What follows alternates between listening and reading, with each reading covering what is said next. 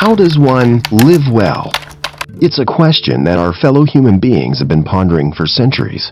Out of that simple question, many philosophies and religions have been born. But no philosophy does a better job of explaining the ideas for living well in a practical way than Stoicism. The Emperor-Philosopher Marcus Aurelius, once the most powerful man on earth, was also a practitioner of Stoicism. Marcus wrote a collection of thoughts, ideas, and rules for life that was later published as Meditations. He wrote the things in that book for his own use. He was practicing the philosophy of Stoicism. In the Inner Citadel by Pierre Hadot, a book that analyzes meditations, I read that Marcus had 3 rules for life that are found throughout Meditations. Hadot identifies the 3 rules for life of Marcus Aurelius as the following concepts: judgment, desire, and impulse toward action. As I was reading the Inner Citadel, I had difficulty grasping what Hadot meant by those 3 concepts. He doesn't tell us what to do with this information. He only says that Marcus Aurelius' work was dominated by 3 rules that are based on judgment, desire, and an impulse toward action. Because when I talk about rules for life, I think about directives. I think about do this and don't do that.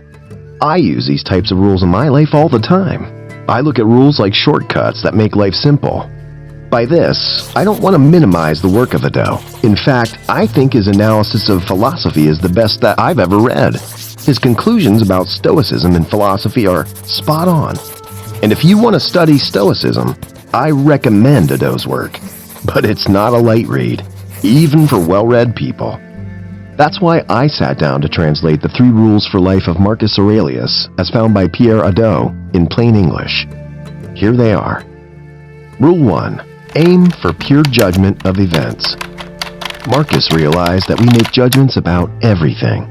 But instead of making a pure judgment, we make value judgments. We add a personal twist to our judgment. In the above example, Marcus talks about when something bad happens to you. In that case, you can say, so-and-so happened to me, and that hurt me. The last sentence is the value judgment part. So when you drop that last part, you don't let the bad thing make an impact on you. The event merely happened, the end. Let's say you lose your job. What's worse, the actual event of losing your job, or you worrying that you'll never find a new job? Of course, it's the last part, the worrying. When you make a judgment like that and give meaning to events, you're not making a pure judgment.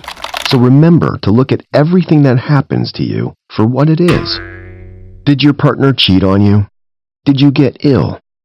Did you lose money? Did people make fun of you?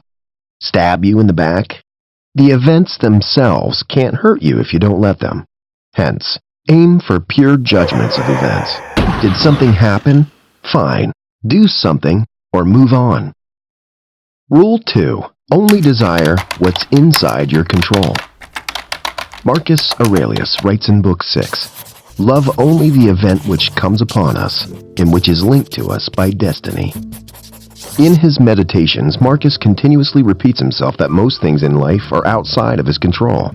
He realized that life is unpredictable, and in 2,000 years, nothing has changed about that.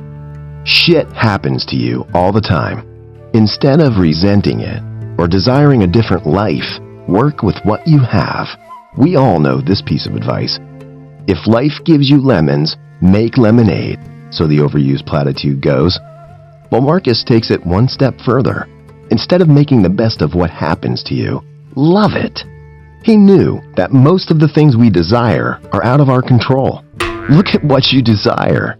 More money? A social media following? A better job? A new car? Or maybe that your partner will always love you. That you always keep your friends. He desired none of the above. He only desired what's inside his control, or what happened to him. He had faith in something bigger than him. What happened to him happened for a reason. Most things in life that happen are not up to you, my friend. And Marcus realized that like no one else. Only desire what's inside your control. Rule 3. Act according to the common good. In the first place, nothing at random, and nothing unrelated to some goal or end. Second, don't relate your actions to anything except an end or goal which serves the human community, writes Marcus Aurelius in Book 12. Remove impulses from your life. Make your actions purposeful and never waste your energy on nonsense. Have a goal. This is what Marcus is saying in the above quote. Marcus Aurelius and other Stoics wanted to make this world a better place. I can't think of a nobler goal than that. It's now up to us to keep this philosophy alive, and you can only do that by putting these 3 rules for life in practice.